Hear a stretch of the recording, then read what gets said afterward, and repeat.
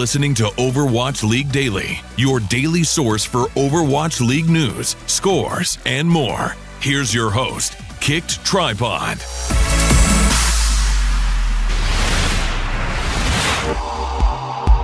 Hey Overwatch League fans, today I am joined by Cuddles, head coach for the LA Valiant, for a special episode of Overwatch League Daily. The LA Valiant have certainly been turning heads in the first week of Overwatch League. They are undefeated, and they swept, the Dallas Fuel, winning 3 maps and drawing on 1. Cuddles, you just added new assistant coaches, Damon and Gumba. What did they bring to the table for the LA Valiant? So bringing in Damon and Gumba allows us as staff and as a team to delegate more of the tasks that we already have and delegate the players around as well, and making sure that we have certain staff members that look at primarily scouting or analysis or feedback towards the players.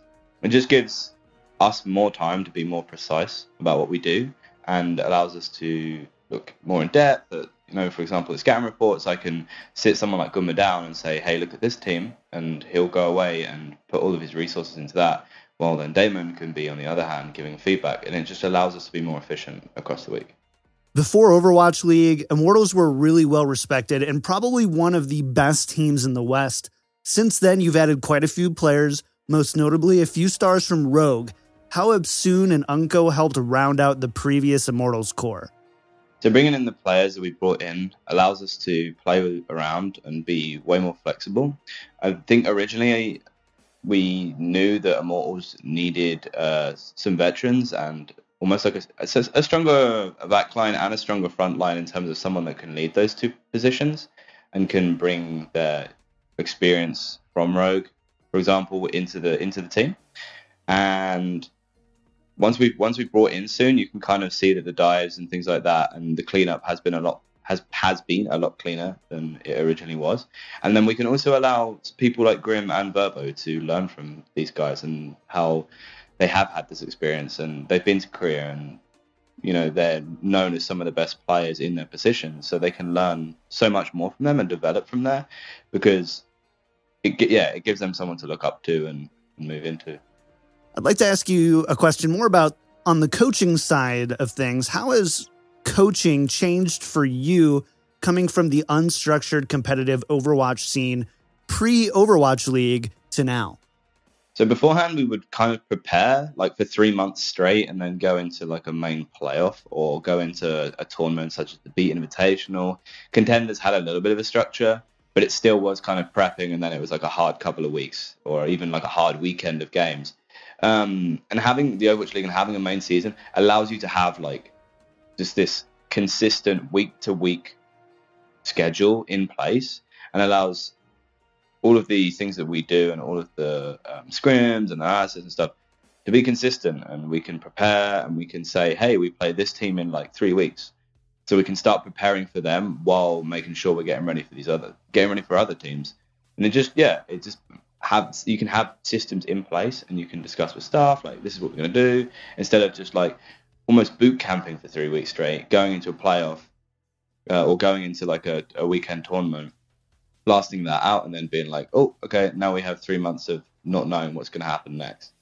The Valiant are one of the few teams who have chosen to go with a pre-existing core roster, Immortals, and then augmenting it to fill other roles with players from Rogue, CLG, and NRG. Why do you think this route is best going into the inaugural season?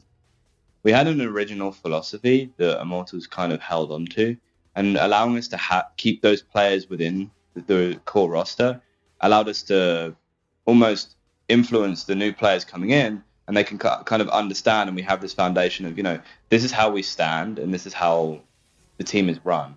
Obviously, new players coming in, they'll have different ideas, they may have some feedback on how they like to see things, but having almost just a foundation and a culture already in place allows them to be accepted into our family, instead of having to go through the hurdle of creating that philosophy and creating that culture, which is what a lot of teams are going to have to do right now, which some people may come across and say, does that mean you're ahead of the game now? And then when these other teams get cultures and philosophies in place, that they'll catch up. And it's well, we're just going to continue evolving, and we're just going to continue making sure that everything that we have now in place just puts us, a hurdle ahead of everyone else.